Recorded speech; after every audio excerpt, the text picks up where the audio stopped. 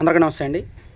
రేపు 5 రాష్ట్రాల శాసనసభకు జరిగిన ఎన్నికల ఫలితాలు రేపు రిలీజ్ కాబోతున్నాయి. రేపు ఉదయం 8:30కి కౌంటింగ్ స్టార్ట్ అవుద్ది. 11:30, 12 కల్లా ఆల్మోస్ట్ క్లారిటీ వచ్చేస్తుంది. సో ఫైనల్గా ఇప్పటి వరకు రకరకాల విశ్లేషణలు, రకరకాల అధ్యయనాలు, రకరకాల సర్వేలు, రకరకాల వీడియోలు మీరు చూశారు. సరే, ఫైనల్గా నా అంచనా ఏమిటి? ఇది ఫైనల్. ఇన్నాళ్ళు ఏంటంటే నేను ఆ సర్వే వాళ్ళు చెప్పింది, ఈ సర్వే వాళ్ళు చెప్పింది, ఆ నేషనల్ మీడియా రాసింది, అది ఇది చెప్పుకొచ్చా, వాళ్ళ మీద తోసేసా. కానీ ఇది నా ప్యూర్లీ నా పర్సనల్ ఒపీనియన్. ఇది ప్యూర్లీ నేను మాత్రమే అంచనా వేసి చెప్తున్నది. ఏ రాష్ట్రంలో ఎవరు అధికారంలోకి వచ్చే అవకాశం ఉంది?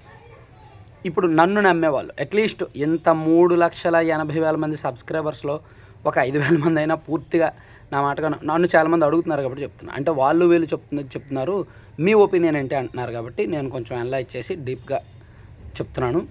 ఒకటి, పశ్చిమ బెంగాల్లో ఏంటి? పశ్చిమ బెంగాల్లో 294 అసెంబ్లీ సీట్లు ఉన్నాయి.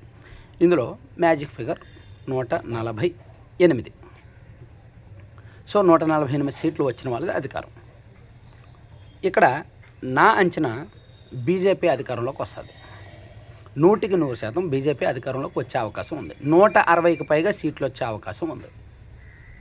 సరే, 160 వస్తాయా, 155 వస్తాయా, 150 వస్తాయా అనేది పక్కన పెడితే అధికారంలోకి మాత్రం బీజేపీ వస్తుంది. దానికి కారణం ఏంటంటే 15 ఏళ్ల పాటు టీఎంసీ అధికారంలో ఉంది కాబట్టి సహజ సిద్ధంగా ఉన్న ప్రభుత్వ వ్యతిరేకత అండ్ ఈ ఓటర్ల జాబితా సమగ్ర సవరణ ద్వారా అక్కడ 90 లక్షలకు పైగా ఓట్లు తీసేస్తే అందులో జెన్యూన్ అంటే ఖచ్చితంగా టీఎంసీకి పడే ఓట్లు, అందులో మరణించిన వాళ్ళు ఒక 60 లక్షల మందికి పైగా ఉన్నారు. ఖచ్చితంగా టీఎంసీ వాళ్ళు పెట్టుకున్న కొన్ని ఓట్లు ఉన్నాయి. ఓవరాల్గా కోల్పోయింది మాత్రం టీఎంసీ బలమైన ఓట్ బ్యాంకు. ముస్లిం మైనారిటీలో ఒక 20 లక్షలకు పైగా కోల్పోయారు. అది ఒక రకమైన కారణం. అలాగే ల్యాండ్ ఆర్డర్ సమస్యలు, విపరీతమైన హింస, ఉద్యోగాలు, మైగ్రేషను, ఆర్థిక ఇబ్బందులు, అర్బన్ ప్రాంతాల్లో మమతా బెనర్జీ గారి పరిపాలన మీద విపరీతమైన వ్యతిరేకత, ఇవన్నీ కూడా మమతా బెనర్జీ గారి మీద గత కొంతకాలంగా వ్యతిరేకత పెంచుతూ ఉన్నాయి.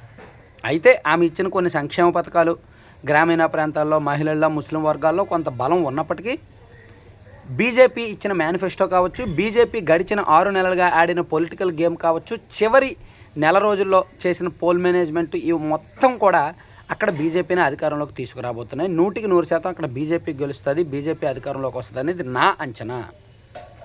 ఇక తమిళనాడు. సో తమిళనాడులో డిఎంకే అధికారంలోకి వస్తుంది అనేది నేను భావిస్తున్నా. అందరూ సంకీర్ణ ప్రభుత్వం అని అదే నిదని అంటున్నారు. నేనైతే మాత్రం డిఎంకే అలయన్స్ అధికారంలోకి వచ్చే అవకాశం ఉంది. విజయ్కి యూత్ ఓట్లు వచ్చినప్పటికీ అరౌండ్ ఒక 10 సీట్లకు అటు ఇటుగా, ఒక 2 తగ్గొచ్చు, 2 పెరగచ్చు, ఒక 10 సీట్లు అరౌండ్ రావచ్చు విజయ్ పార్టీకి అనేది నా అంచనా. సో ఎందుకు డిఎంకేకి ఎందుకు అధికారంలోకి వస్తుందంటే డిఎంకే మీద కొంత ప్రజా వ్యతిరేకత ఉన్నప్పటికీ మేనేజబుల్, మరీ అంత తీవ్రమైతే కాదు, మేనేజబుల్ అనమాట. అలాగే గవర్నెన్స్ మీద కొంత పర్వాలేదు. అండ్ ద్రవిడియన్ పాలిటిక్స్లో అలియన్స్ బలం, Stalin leadership, minority, Dalit support ఇవన్నీ కూడా బలంగా పనిచేశాయి.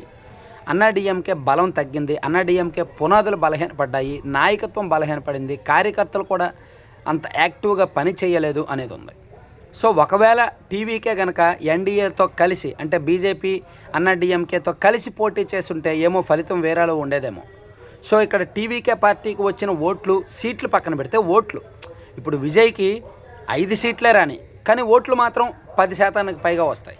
ఒకవేళ 10కి పైగా సీట్లు విజయ్కి వస్తే ఓట్లు మాత్రం 15-16% పైగా వస్తాయి. సో ఆ ఓట్లు చాలా చోట్ల అన్నాడీఎంకే ఎన్డీఏ కూటమి విజయ అవకాశాలనే దెబ్బ కొడతాయి, ఓట్లు చీలుస్తాయన్నమాట చాలా నియోజకవర్గాల్లో. ఆ ప్రభావం ఇలా అనేక కారణాలతో తమిళనాడులో డిఎంకే కూటమి అధికారంలోకి వచ్చే అవకాశం ఉంది.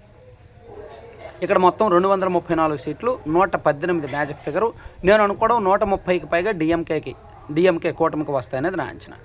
ఇక మరొకటి కేరళ. దేశవ్యాప్తంగా రాజకీయాల్లో కాంగ్రెస్ అండ్ వామపక్షాలు పొత్తులో ఉంటాయి ఇండియా కూటమిలో, కానీ కేరళకు వచ్చేసరికి కాంగ్రెస్ వర్సెస్ వామపక్షాలు అనేటట్టు ఉంటుంది. ఇక్కడ 2 ఎల్డీఎఫ్, పినరయి విజయన్ నేతృత్వంలో ఎల్డీఎఫ్ లెఫ్ట్ కూటమి, మరొకటి యూడీఎఫ్ కాంగ్రెస్ నేతృత్వంలో ఉన్న కూటమి. సో ఇక్కడ పినరయి విజయన్ మీద పెద్దగా గతంలో ఆరోపణలు లేనప్పటికీ ఆయన హ్యాట్రిక్కి మాత్రం గండి కొట్టే అవకాశాలు ఉన్నాయి. సో ఫ్యామిలీ నెపోటిజం ఆరోపణలు ఉన్నాయి, ఉద్యోగాలు సరిగ్గా ఇవ్వలేదని, శబరిమల ఇష్యూ ఒకటి సెన్సిటైజ్ అవ్వడం, అలాగే గోల్డ్ స్కాండల్ ఒకటి ఉంది, మీకు గుర్తుందా? అక్కడ సీఎంఓలో కొంతమంది అధికారులు దుబాయ్ నుంచి గోల్డ్ ఇంపోర్ట్స్తో ఆ స్కామ్లో కొంత పార్టిసిపేట్ ఉంది, బలంగా ఉంది, ఇవన్నీ ఉన్నాయన్నమాట. సో ఇవన్నీ అంటే ప్రభుత్వ వ్యతిరేకతను అక్కడ యూడీఎఫ్, కాంగ్రెస్ నేతృత్వంలో యూడీఎఫ్ బాగా వాడుకున్నారు. సో ఆ కారణంగా గడిచిన కొన్ని నెలల నుంచి కూడా యూడీఎఫ్ గ్రామీణ ప్రాంతాల్లో బలంగా వెళ్ళిందనమాట. సో అది కొంత అవకాశం కనిపిస్తోంది.